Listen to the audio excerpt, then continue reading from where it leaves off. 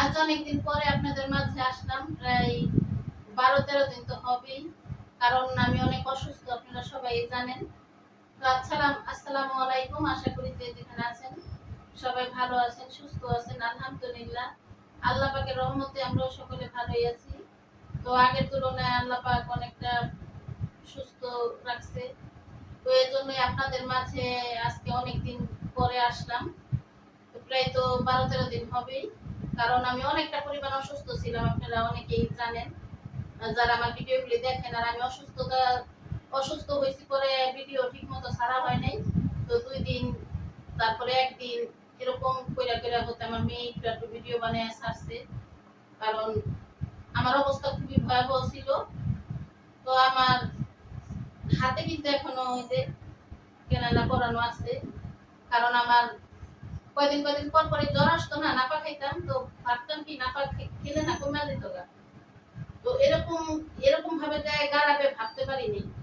Infection হইয়া, মানে infection অতিরিক্ত হইয়া গেছে গা। তো এই কারণে আর কি ডাক্তারের কাছে গেছি। তো রক্ত টেস্ট করার পরে মানে অতিরিক্ত মাত্রা হইয়া গেছে ইনফেকশন। তো এই কারণে প্রথম আর কি 14টা সুই দিছে জ্বরের জন্য।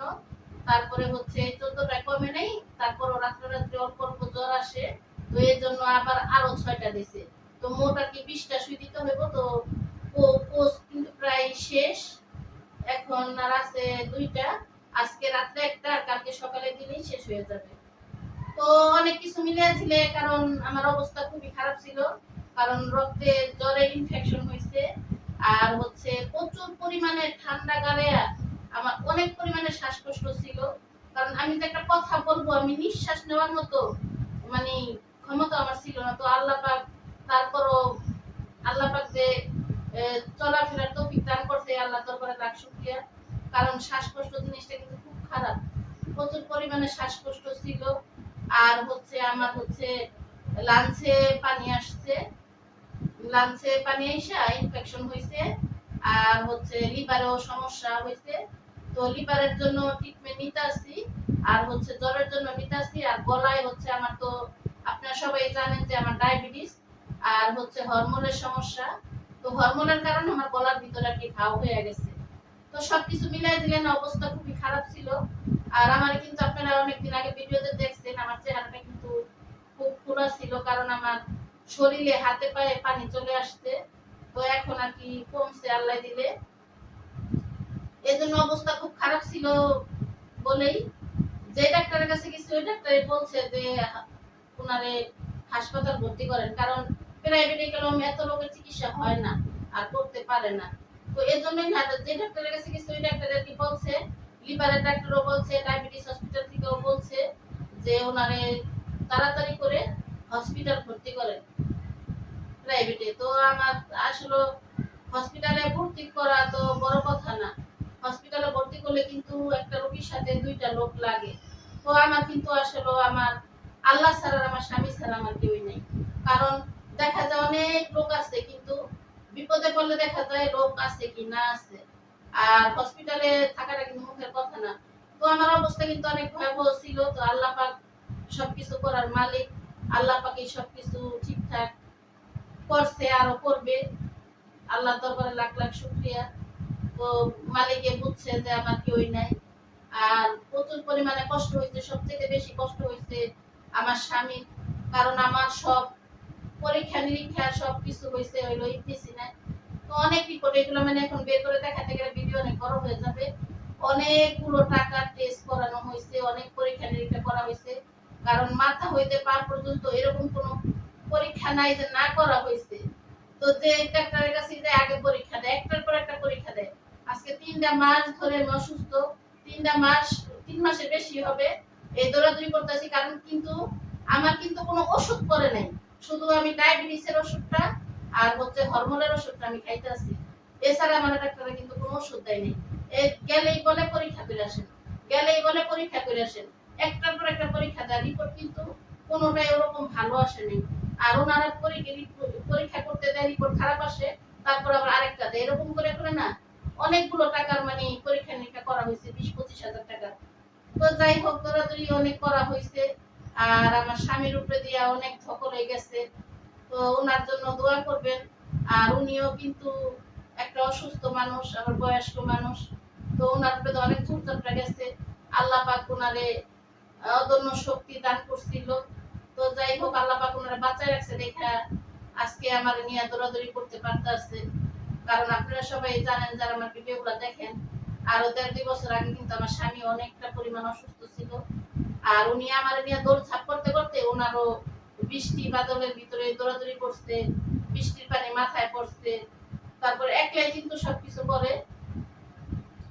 তো বৃষ্টিতে ভিজা ভিজা ভিজা একটা করে, তো ওনারও কিন্তু আজকে 3 দিন ধরে ওনারও জ্বর ঠান্ডা, প্রচুর পরিমাণে ঠান্ডা ওনারও। তো এখনো আমার এখনো ঠান্ডা ভালো হয়নি, ঠান্ডা কমে নেই। তবে আগে থেকে শ্বাসকষ্টটা কিছুটা কমছে, কিন্তু কাশিটা এখনো আছে। আর হচ্ছে গলা মানে সব তো আর এক লগে দেখানো যায় না। গলার জন্য ডাক্তারের কাছে আর কি যাবো, কারণ গলার ডাক্তার দেখাবো, যেহেতু গলায় অনেক ঘাও। সাদা পানিটা খাইলেও গলার ভিতরে জইরা যায়। তো এই জন্য আর কি গলার ডাক্তার দেখাবো। এখন বর্তমানে দেখাইতেছি হচ্ছে ডায়াবেটিস হসপিটালে, ডায়াবেটিসের জন্য দেখাইতেছি, ডায়াবেটিস হরমোনের জন্য, আর হচ্ছে এই লিভারের জন্য দেখাইতেছি, আর লাংসের জন্য দেখাইতেছি। তো এগুলো দেখানো একটু কিছুটা কমুক, তারপরে হচ্ছে গলার ডাক্তারের কাছে যাব। তো গলাটাও জরুরি, কারণ গলার ভিতরে যেহেতু ঘাও, ভাত সাদা খাইতে হয়, তরকারিতে ঝাল দিতে পারি না। আর ঝাল না দিলেও মনে হয় কি মুখে দিলে অনেক ঝাল। তো এই হচ্ছে অবস্থা। তো মেয়ে বলতেছে, মা তুমি তো আল্লাহ দিলে এখন কথা বলতে পারো, শ্বাসকষ্ট কমছে, তো আমি আর বয়স দিব, কারণ আমি অনেক লজ্জা পাই বয়স দিতে ভিডিওতে।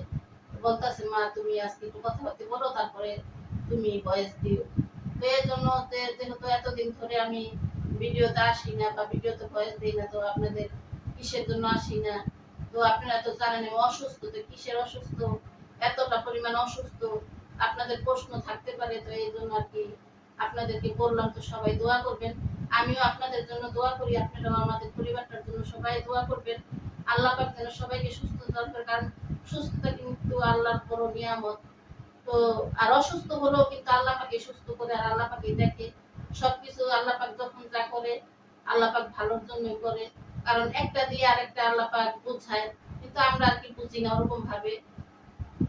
কিছু মানুষ আছে, কিছু মানুষের উদ্দেশ্যে বলি, কিছু মানুষ আছে মানে এক একটা কমেন্ট করে না মূর্খের মতো, যাকে বলে মানে মূর্খরাও এরকম কমেন্ট করতে পারে না। আর মানে এক একজনে কমেন্ট করে, কমেন্টগুলো দেখলে না খুব খারাপ লাগে।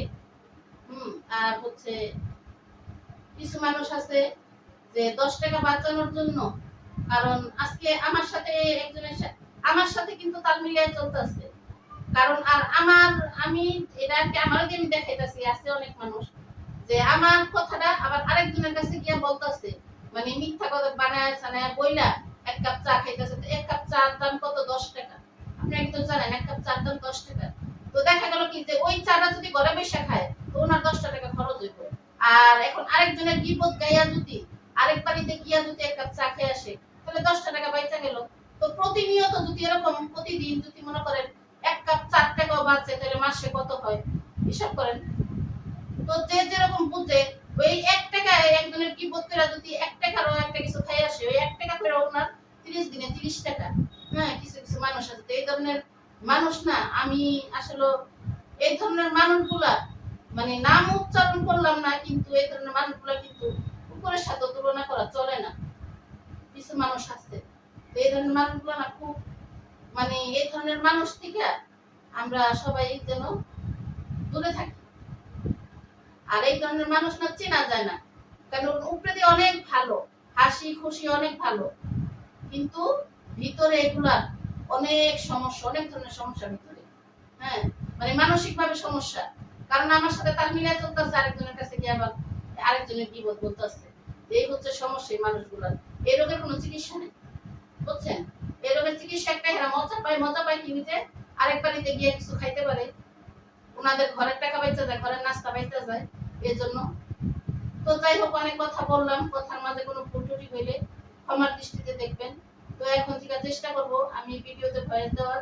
তো সবাই দোয়া করবেন, আর আমিও সবার জন্য দোয়া করি। তো আজকের মতন এই পর্যন্তই। সবাই ভালো থাকবেন, সুস্থ থাকবেন। আল্লাহ হাফেজ।